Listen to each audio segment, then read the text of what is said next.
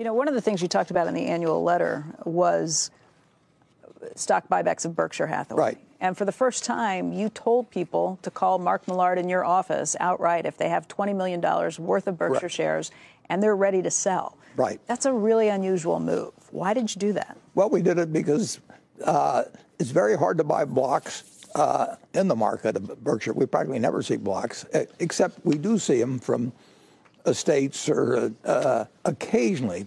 But if somebody's going to sell $100 million worth of Berkshire, and we want to buy it, we'd like them to call us, and if we're buying at that price level, we'll buy it. Dan Mahoney actually wrote in with a very similar question. He just said, "Is it hard to buy back the shares?" Yeah, it's harder to buy back Berkshire shares than, say, Bank of America is buying back their shares. Bank of America bought back 8 or 9% of their stock last year, and they can really do it without moving the market. I mean, Apple's been buying back a ton of stock. They were buying stock at the same time we were buying stock.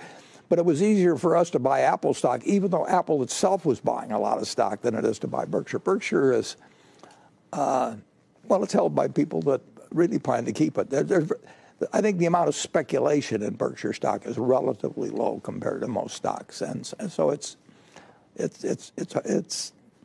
well, we bought $5 billion worth last year, but that's only 1% of the market cap. And I would say with a great many companies, you can buy 4 or 5% of the company fairly easily a year without disturbing the market. American Express has been buying it every year.